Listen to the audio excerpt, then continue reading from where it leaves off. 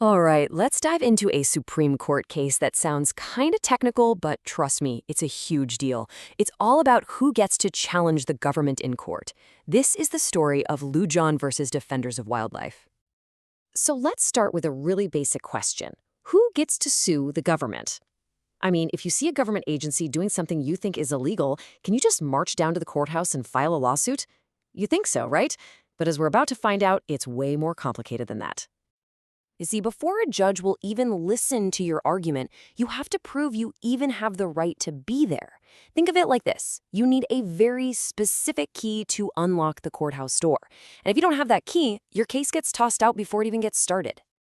And that key? It has a name. It's called standing. Put simply, standing is your legal right to bring a lawsuit in the first place. It's the court's way of asking, do you actually have a personal stake in this fight, or are you just someone with a strong opinion?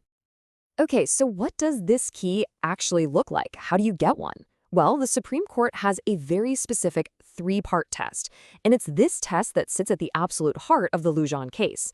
Let's break down what it takes. So the court says you have to prove three things.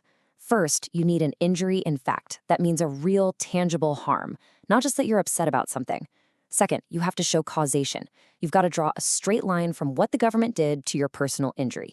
And third, redressability. You need to show that if the court rules in your favor, it will actually fix the problem. And here's the kicker. You need all three. 2 out of 3 isn't good enough. And listen, these aren't just some random rules the court made up. They call this test the irreducible constitutional minimum. It actually comes straight from Article 3 of the Constitution, which says courts are only supposed to hear real cases and controversies. It's all about separation of powers, making sure courts are settling actual legal disputes, not just weighing in on political debates. So how did this pretty abstract legal doctrine become the centerpiece of a massive fight over endangered animals all over the world? Let's get into the story of the case itself.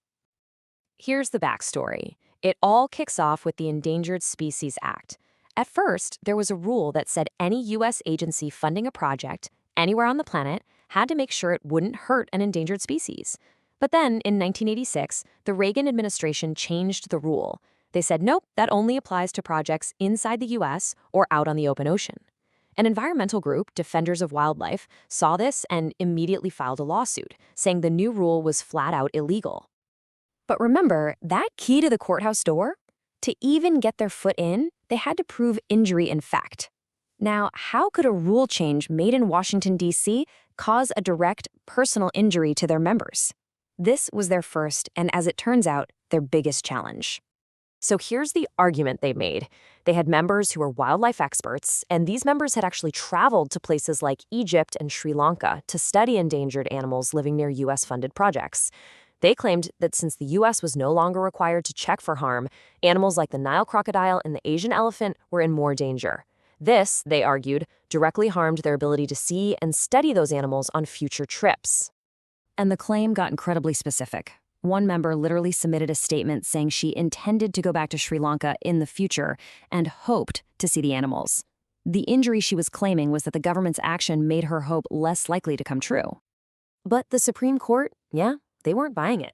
Justice Antonin Scalia wrote the majority opinion, and he really honed in on one word: imminent. He said that these vague plans to return someday just didn't cut it. That's not an actual or imminent injury. So here's what it all boiled down to. The court drew a really bright line. They said, look, without concrete plans, we're talking airplane tickets, a set date for your trip, the supposed injury is just speculation. It's a what-if harm, not a real and immediate one. But the court didn't stop there. And honestly, this is where the case goes from being about wildlife to being about something much bigger. A fundamental question about the power of Congress, the president, and the courts. See, the plaintiffs had another argument up their sleeve. They said that in the Endangered Species Act, Congress basically gave every citizen the right to make the government follow the proper procedure. So forget the travel plans. They argued they were injured simply because the agency wasn't following the law. They called this a procedural injury. And this quote right here perfectly captures the court's deep-seated concern. Justice Scalia saw this procedural injury argument as a huge threat to the separation of powers. He's basically saying that if anyone can sue the government just because they think a law isn't being followed, you're taking the president's main job, to take care that the laws be faithfully executed, and handing it over to the courts. You'd be turning judges into nationwide supervisors of the executive branch. And this created a massive divide on the court. On one side, you have the majority saying, look, a general complaint that the government isn't doing its job is not a personal injury. That's a political issue for the president and Congress to sort out. But the dissent completely disagreed. They argued that Congress absolutely can create these kinds of rights, empowering everyday citizens to act as watchdogs and make sure the executive branch is actually following the laws that Congress passed. Now, this decision was handed down back in 1992, but its shockwaves are still being felt today. The legacy of Lujan has had a massive, real-world impact on our legal system. The impact is crystal clear. Lujan dramatically raised the bar for anyone trying to sue the government, particularly environmental groups. You can't just walk into court anymore and say the government is breaking the law. You have to prove that you, personally, are about to be harmed in a very direct and immediate way. It cemented this much stricter test for standing, and it remains a massive hurdle for lawsuits that challenge big, broad government policies. So why should you care about all this? Well, because this whole doctrine of standing, shaped so powerfully by this one case, directly defines your power as a citizen. It sets the ground rules for when you can use the courts to hold the government accountable and when you can't. In the end, Lujan leaves us with this huge, lingering question that we're still wrestling with today. What is the right balance between empowering citizens to be watchdogs and preserving the constitutional power of the president to run the executive branch? The case doesn't give us an easy answer, because maybe there isn't one.